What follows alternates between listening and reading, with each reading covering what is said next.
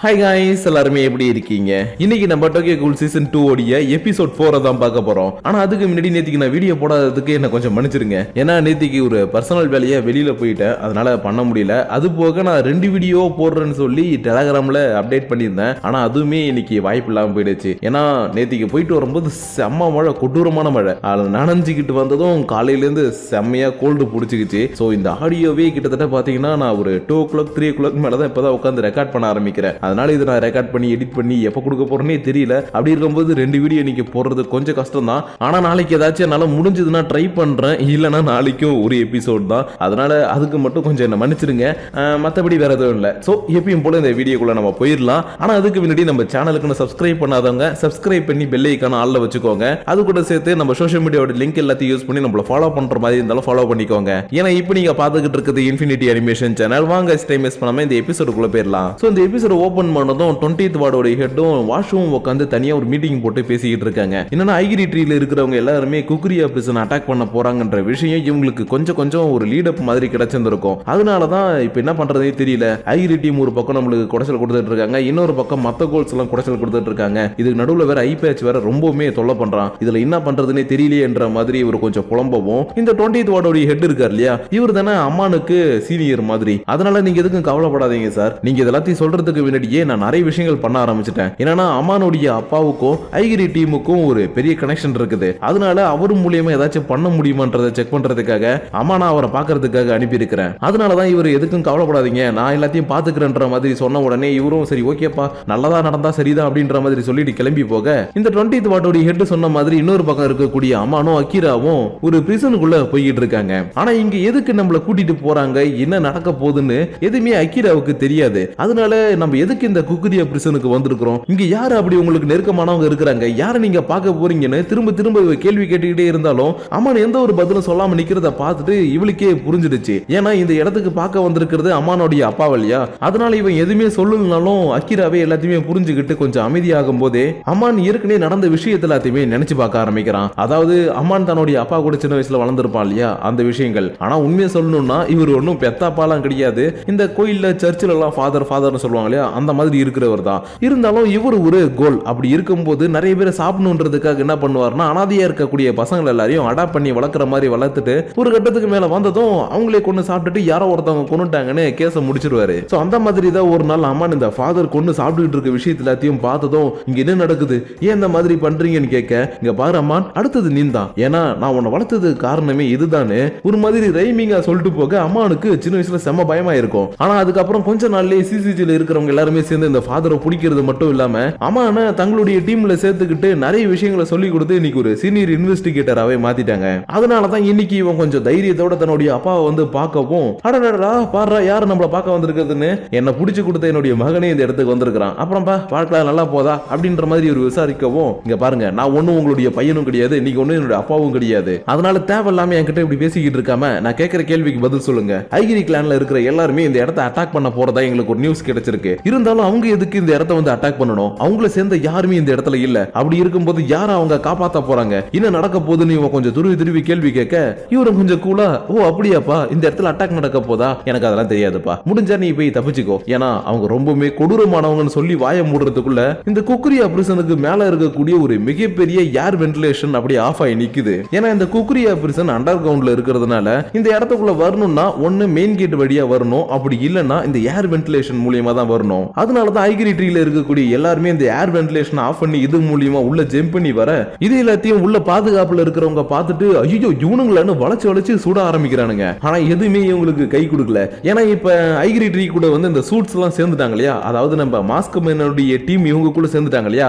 அதனால இவங்க கிட்ட ஆள் பலம் அதிகமா இருக்குது. அதை வச்சுக்கிட்டு அசால்ட்டா உள்ள வந்து எல்லாருமே போட்டு தள்ளிட்டு இருக்கும்போது இந்த பிரச்சனை தன்னுடைய கண்ட்ரோல் வச்சிருக்கக்கூடிய மெம்பரும் சரி ஓகே இப்படியே போயிட்டு இருந்தா சரி வராதுன்னு இவர்கிட்ட இருக்கக்கூடிய ஒரு வித்தியாசமான கியூன்கேவை யூஸ் பண்ணி மாஸ்க் போட்டுக்கிட்டே ஒருத்தன் தெரிவான் இல்லையா, அவனை இவர் லாக் பண்ணி புடிச்சிட்டு வாயை வச்சுட்டு சும்மா இல்லாம பாத்தீங்களா கைஸ் என்னுடைய திறமையை அசால்ட்டா அந்த கோலை நான் போட்டு தள்ளிட்டேன், இதுக்கப்புறம் எவனாவது என் வழியில வந்தான் அவனுக்கு இதே கதிதான்ற மாதிரி சொல்லும் போதே, ஓ அப்படியா சொல்ற உன் கதி என்னன்னே தெரியலையேன்னு உள்ள மாட்டிட்டு இருந்தவன் அசால்ட்டா அந்த கியூன்கேவை உடைச்சுக்கிட்டு இவருடைய நெஞ்சுக்குள்ளேயே கையை விட்டு ஆட்டிட்டான். அதனால இது எல்லாத்தையுமே இவன் கூட நின்று வேடிக்கை பார்த்துட்டு இருந்தவங்க ஐயோ சாமி என்ன உயிரோட விட்டா போதுண்டாரு தலை தெறிக்க ஓட ஆரம்பிக்கவும், எங்கடா சொல்ல ஓடுறீங்க நானும் வரேன்டான்னு இவனு பின்னாடியே ஃபாலோ பண்ண ஆரம்பிக்கிறான். ஆனா இதே நேரத்துல அம்மா அமான் அப்புறம் அக்கீரன் 2 பேரும் உள்ள வந்தாங்களே, அவங்க என்னடா பண்ணிக்கிட்டு இருக்காங்கன்னு பார்த்தா சரியான டைம் வந்தது நம்ம போய் அட்டாக் பண்ணலான்னு ஒரு இடத்துல ஒளிஞ்சு நின்னு இவங்களுக்கான டைமுக்காக வெயிட் பண்ணிட்டு இருக்காங்க. ஏன்னா இவங்க உள்ள எத்தனை கோல்ஸ் எந்த மாதிரியான கோல்ஸ் எல்லாம் வந்திருக்குன்னு தெரியாம போய் அட்டாக் பண்ணாங்கன்னா இவங்களுடைய உயிர் போயிடும் இல்லையா. அதனாலதான் சரியான டைம் வரட்டும், யாரெல்லாம் வந்திருக்காங்கன்றத பார்த்துட்டு போய் அட்டாக் பண்ணலான்ற மாதிரி பார்த்துக்கிட்டு இருக்கும் போதே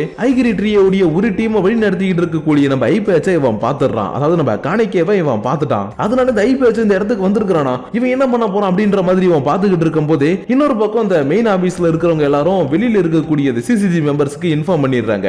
ஏன்னா கோல்ஸ் உள்ள வந்து அட்டாக் பண்ண அடுத்த செகண்டே உள்ள பிரிசன்ல இருக்கக்கூடிய மத்த கோல்ஸ் எல்லாத்தையும் ஓபன் பண்ணி விட்டுட்டாங்க. இதனால தான் மெயின் ஆபீஸ்ல இருக்கிறவங்க இங்க பாருங்க உள்ள இருந்த கோல்ஸ் எல்லாம் தப்பிச்சிடுச்சு, எங்களால கட்டுப்படுத்த முடியல, பக்கத்துல யாராச்சும் சிசிஜி மெம்பர்ஸ் தான் எங்களுக்கு வந்து ஹெல்ப் பண்ணுங்கன்னு இப்படி ரேடியோ மூலமா இவங்க கான்டாக்ட் பண்ணி சொல்லவும் இது எல்லாத்தையும் கார்ல போயிட்டு இருக்கக்கூடிய யூகினோரா கேட்டுறாப்புல. ஏன்னா இப்பதானே ஜூசுவுக்கு தேவையான வெப்பனை வாங்கிட்டு இந்த இடத்துல இருந்து கிளம்புனாங்க. அதனாலதான் இவங்க பக்கத்துல இருக்கிறதுனால இந்த நியூஸை கேட்ட உடனே சரி ஓகே நம்ம போய் ஹெல்ப் பண்ணலான்னு இவர் காரை திருப்பிக்கிட்டு செம்ம வேகமா குக்குரியா நோக்கி வந்துகிட்டு இருக்கும் போது இந்த பக்கம் இருக்கக்கூடிய நம்ம அமான் அதுக்குள்ள வெளியில வந்து சண்டை போட ஆரம்பிச்சிட்டான். ஏன்னா இந்த இடத்துக்கு வந்திருக்கிறது ஐபேச்னு இவனுக்கு தெரிஞ்சு போயிடுச்சு இல்லையா. அதனால அவனை கொல்றதுக்கு நம்மளுக்கு ஒரு வாய்ப்பு கிடைச்சதுன்னா ஈஸியா அவனை நம்ம கொண்டுடலாம். சோ எல்லா கோல்ஸையும் அட்டாக் பண்ணலான்னு தான் இவனும் அக்கீராவும் சேர்ந்துகிட்டு இந்த பிரிசன்ல இருந்து தப்பிக்கக்கூடிய எல்லா கோல்ஸ் கூடயும் சண்டை போட்டுக்கிட்டு இருந்திருப்பாங்க.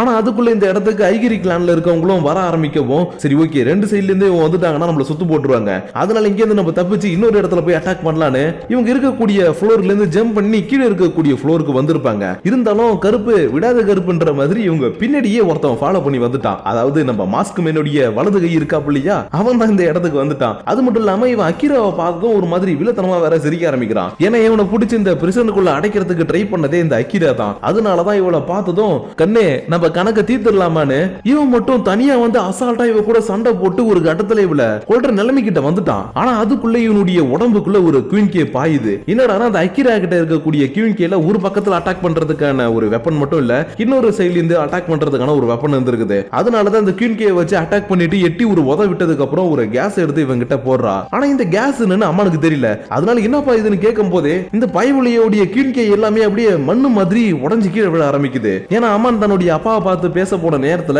இவன் இந்த பிரிசனுக்கு கீழே இருக்கக்கூடிய அந்த வெப்பன் டிவிஷன் இருக்கு இல்லையா, அங்க போயிட்டு தான் அந்த கோல்ஸோடைய காகுனியை அழிக்கிற அளவுக்கு இப்ப புரோட்டோடைப்பா ரெடி பண்ணிட்டு இருக்கக்கூடிய இந்த கேஸை அவங்க எடுத்துட்டு வந்திருப்பா. ஆனா இதை வச்சுக்கிட்டு முழுசாலாம் அழிக்க முடியாது, ஒரு அளவுக்கு அந்த கோலோடைய காகுனியவை உடைச்சு விட மட்டும் தான் முடியும். அதனாலதான் அந்த கேஸை யூஸ் பண்ணி என்னுடைய காகுனியவை உடைச்சிட்டு இவனை திரும்பவும் அட்டாக் பண்ணலான்னு பார்த்தா இவனுக்கு வழியே தெரியாத மாதிரி அசால்ட்டா நடந்து வந்துகிட்டு இருக்கிறான். ஏன்னா அக்கீரா இவனை பிடிச்சி பிரிசன்ல அடைக்க போற நேரத்துல தான் அந்த பக்கம் இவனுடைய பாஸ் இறந்து போயிருப்பான் இல்லையா, அதுவும் சிசிஜி மூலியமா. அதனாலதான் இன்னைக்கு நான் உன்னை கொல்லாம விட மாட்டேன், நான் உன்னை கொல்லுவேன்னு இவன் என்னதான் அட்டாக் பண்ணாலும் அதை பத்தி கண்டுக்காம வந்து இவளை புடிச்சு போட்டு ஒரு அடி அடிச்சுட்டு கண்ணிமிக்கிற நேரத்துல இவளுடைய காலில் இருக்கக்கூடிய பாதி சதையை அவன் கடிச்சு எடுத்துட்டான். இதனால இதை எல்லாத்தையுமே பார்த்துக்கிட்டு இருக்கக்கூடிய அம்மானோ என்னடா பண்ணிட்டுன்னு செம வேகமா வந்து இவனை ஒரு அடி அடிக்க இவன் 10 அடி போய் பறந்து விழுந்துட்டான். இருந்தாலும் இவனை திரும்ப போய் அட்டாக் பண்ணவே முடியல. ஏன்னா இவங்களை சுத்தி எக்கச்சக்கமான ஐகிரி ட்ரீயோடைய மெம்பர்ஸ் வந்துட்டாங்க. அதனால இந்த நேரத்துல இவன் சண்டை போட்டானா இவளை காப்பாற்ற முடியாது இல்லையா. அதனாலதான் இங்க பார் நான் இவளை கொஞ்சம் சமாளிக்கிறேன், அதுக்குள்ள சீக்கிரமா என் கிட்ட வந்துரு, நம்ம இங்க தப்பிச்சிடலாம்னு சொல்லி கூப்பிட்டு இருக்கிறான். ஆனா இவளுக்கு அப்படி தப்பிச்சு போறதுல இன்ட்ரெஸ்டே கிடையாது. அதனால இல்ல நான் இங்கே செத்து போறேன், நீங்க கிளம்பி போங்க அப்படின்ற மாதிரி சொன்னாலும் அம்மான் இவ சொல்றத சுத்தமா கேட்கவே மாட்டான். ஏன்னா ஆல்ரெடி தன்னுடைய மாஸ்டரே இறந்துட்டான் இல்லையா. அப்படி இருக்கும்போது மாஸ்டருடைய பொண்ணியவை இழந்துட்டானா ரொம்ப கஷ்டமாயிடும். அதனால இன்னைக்கு நம்ம தப்பிச்சா ஒன்னா தப்பிப்போம், இல்லனா இங்கே கடந்து சாவோன்னு இவன் முன்னாடி இருக்கக்கூடிய கோல்ஸ் எல்லாத்தையும் அட்டாக் பண்ணிக்கிட்டே இருக்கவும் இவளுக்குமே சரி ஓகே நம்ம இங்க போலான்ற ஒரு ஐடியா வந்துடுச்சு. அதனால தன்னால முடியலனாலும் எப்படியாச்சும் இங்க போய் ஆகணும்னு தத்தி இவன் கிட்ட வந்துகிட்டு இருக்க நேரத்துல இந்த பிரிசனுக்குள்ள இன்னும் 2 பேர் புதுசா வராங்க. அதாவது அந்த ட்வின் சிஸ்டர்ஸ் இருப்பாங்க இல்லையா, அவங்க 2 பேரும் இந்த இடத்துக்குள்ள வந்துட்டு நம்ம அப்பா சொன்ன மாதிரி இந்த இடத்துல நம்ம செய்ய வேண்டியது செஞ்சிருவோம், சீக்கிரமா போலாம்னு இவங்க முன்னாடி இருக்கவங்க அட்டாக் பண்ணிட்டு வந்து பார்த்தா இந்த இடத்துல எக்கச்சக்க கோல்ஸ் இவங்களுக்கு தெரிஞ்ச ஒரே ஒருத்தவன் அசால்ட்டா கொண்டு கடைசி இருக்கிறான். அது வேற யாரும் கிடையாது, ஜூசு தான். அது மட்டும் இல்லாம இவங்களுக்கு எப்படி ஜூசுவை தெரிஞ்சிருக்குதோ அதே மாதிரி ஜூசுவுக்கும் இவங்களுக்கு தெரிஞ்சிருக்குது. ஆனா இவங்க 2 பேரும் கோலா மாதிரி இருக்கிறாங்கன்ற விஷயம் இப்பதான் இவனுக்கு தெரிய வந்திருக்கும். ஏன்னா இதுக்கு முன்னாடி இவங்க 2 பேருமே ஒரு நார்மலான ஹியூமனா தான் இருந்தாங்க. ஆனா இவங்க சடனா ஒரு கோலா மாதிரி இருக்காங்க இல்லையா, அதனால எப்படி நீங்க கோலா மாறினீங்கன்னு இவங்க கிட்ட கேட்டாலும் இவங்க எந்த ஒரு பதிலும் சொல்லாம அதை இப்ப உங்ககிட்ட சொல்ல முடியாது. ஏன்னா நாங்க இப்ப பண்ண வேண்டிய விஷயங்கள் நிறைய இருக்குது, அதனால அதை முடிச்சுட்டு அதுக்கப்புறம் உங்ககிட்ட நாங்க பேசணும்னு சொன்னாலும் இந்த பயப்புள்ள அதை பத்தி கேட்காம ஹே இங்க பாருங்க உங்களை இங்க நான் போகணும்னு சொல்லவே இல்லையே, ஏன்னா நீங்க கோல்ஸா மாறினதுனால இப்ப என் கையில சாக போறீங்க, அதுக்கப்புறம் என்னுடைய எக்ஸ்பெரிமெண்ட்டுக்கு நீங்க யூஸ் ஆக போறீங்கன்னு தன்னுடைய 2 ஃப்ரெண்ட்ஸும் கூட பார்க்காம இவங்க கோலா மாறிட்டாங்கன்ற ஒரே காரணத்துக்காக இவன் அட்டாக் பண்றதுக்காக ரெடி ஆகும் போது இன்னொரு பக்கம் இருக்கக்கூடிய அயோட்டோவை போட்டு தள்ளுறதுக்காக யூகினோரி வந்துகிட்டு இருக்காப்ல. அதுவும் இங்க இருக்கக்கூடிய எல்லா கதவையும் மூடிக்கிட்டு அதனால எதுக்காக இப்படி இந்த ஆளு கதவெல்லாம் மூடிட்டு வராரு நம்மளுக்கு எதுவுமே புரியலையே. சரி ஓகே எது வரந்தானே இவர் கூட சண்டை போட்டு பாத்துடலான்னு இவனும் தன்னுடைய காகுனியை வச்சு கொடூரமா இவர் அட்டாக் பண்ண ஆரம்பிச்சிட்டான். பட் இந்த அட்டாக்ல இவருக்கு கொஞ்சம் தான் அடிபட்டு இருக்கே தவிர பெருசா எதுவுமே ஆகல. அதனால இவனை சமாளிக்கிறது கொஞ்சம் கஷ்டமா தான் இருக்கும் போல. இருந்தாலும் பரவாயில்ல நம்மளால முடிஞ்ச அளவுக்கு இவன் கூட சண்டை போடலான்ற மாதிரி இவன் யோசிச்சுக்கிட்டு இருக்கும் போதே தம்பி ஒரே ஒரு செகண்ட் எனக்கு டைம் கொடு இப்படின்னு இவர் போட்டிருக்கக்கூடிய அந்த கோட் மாதிரி இருக்கிறத கைட்டி கடாசனதும் இவன் பார்த்துட்டு அதிர்ச்சி ஆயிட்டான். ஏன்னா இப்ப இவர் சண்டை போடுறதுக்காக ஆக்டிவேட் பண்ணி இருக்கக்கூடிய இந்த ஆர்மர் இது வரைக்கும் இவன் பார்த்ததே இல்ல. அது போக இது எல்லாத்தையும் காகுனிய மூலியமா தான் செஞ்சிருக்காங்க. அதனாலதான் அந்த ஆர்மரை பார்த்ததுக்கு அப்புறம் இவன் கொஞ்சம் அதிர்ச்சியோட பார்த்துக்கிட்டு இருக்கும் போது இந்த இடத்துல இருக்க வேண்டிய ஒரு ஆள் மட்டும் மிஸ் ஆகுறான். அது வேற யாரு கிடையாது நம்ம காணிக்கே தான். ஏன்னா இவங்க எல்லாருமே சேர்ந்து இந்த பிரிசனை அட்டாக் பண்ணதுக்கு காரணமே இந்த இடத்துல ரொம்பவே பவர்ஃபுல்லா இருக்கக்கூடிய 6th வார்டோடைய லீடரை வெளியில கொண்டு வரணும்ன்றதுக்காக தான். அதனாலதான் இவன் மட்டும் தனியா 6th வார்டோடைய லீடர் இருக்கக்கூடிய பிரிசன் கிட்ட வந்து அதை ஓபன் பண்ணதும் சார் உங்களை நாங்க இங்க காப்பாத்தியாச்சு வாங்க இப்ப நம்ம உடனே வெளியில போலான்னு சொல்லி கூப்பிட்டு இருக்கும் போது ஓ அப்படியே சொல்ற எனக்கு ஒண்ணும் நீ இன்னமும் என்னை காப்பாத்த வந்த மாதிரி தெரியல. ஏன்னா உன் மேல என்னுடைய பொண்ணுடைய வாடை அடிக்குதுன்னு இவர் புடிச்சு போட்டு காணிக்கவே பொண்ணாட்டி அடிக்கிறாரு. ஏன்னா இவன் காப்பாத்துறதுக்காக வந்த இந்த 6th வார்டோடைய லீடர் இருக்கார் இல்லையா இவர் வேற யாரும் கிடையாது ரீசியோடைய அப்பா தான். அதனாலதான் இவன் மேல இருந்து ரீசியோடைய ஸ்மெல் வரத ஸ்மெல் பண்ணிட்டு புடிச்சு போட்டு இவனை போன அடி அடிச்சுக்கிட்டே இருக்கமோ இவனும் ஒரு கட்டத்துல சரி ஓகே நான் சொல்றதை நீங்க நம்ப மாட்டீங்க இருந்தாலும் எனக்கு வேற வழி கிடையாது உங்க கூட நான் சண்டை போட்டு தான் ஆகணும்னு இவன் தன்னுடைய காகுனியை வெளியில கொண்டு வந்து இவர் கூட சண்டை போட ஆரம்பிக்க இவருக்கும் கொஞ்சம் டேமேஜ் எல்லாம் ஏற்பட ஆரம்பிச்சிருச்சு. இருந்தாலும் இவருக்கு எக்ஸ்ட்ரா மார்ஷல் ஆர்ட்ஸ் அது இதுன்னு நிறைய விஷயங்கள் தெரியும். அதனால அசால்ட்டா இவனை திரும்பவும் புடிச்சு போட்டு போன அடி அடிக்க இவருடைய அட்டாக் எல்லாத்தையும் காணிக்கவேல தடுக்கவே முடியல. ஏன்னா இவர் ஃபாஸ்டா அட்டாக் பண்ணிக்கிட்டே கூடவே சேர்த்து மார்ஷல் ஆர்ட்ஸ் யூஸ் பண்ணி அட்டாக் பண்றாரு. அதனால இதை தடுக்க முடியாம இவன் போன அடி வாங்கிட்டு இருக்கும் போது ஒரு கட்டத்துல இவர் ஓங்கி ஒரு அடி அடிக்கவும் இவன் செவுத்த உடைச்சுக்கிட்டே அந்த பக்கம் போய் விழுந்துட்டான். இருந்தாலும் இவர் தன்னுடைய பொண்ணுக்கு என்ன ஆச்சுன்னு தெரிஞ்சுக்காம விட மாட்டேன்னு திரும்ப இவன் அட்டாக் பண்றதுக்காக வர டக்குனு இவரை தடுத்து நிறுத்துறதுக்காக இந்த இடத்துக்கு ஐகிரி ட்ரீயோடைய லீடர் வந்துட்டாப்ல. ஏன்னா இந்த லீடருக்கு காணிக்கை மூலியமா இன்னும் நிறைய விஷயங்கள் ஆக வேண்டியது இருக்குது.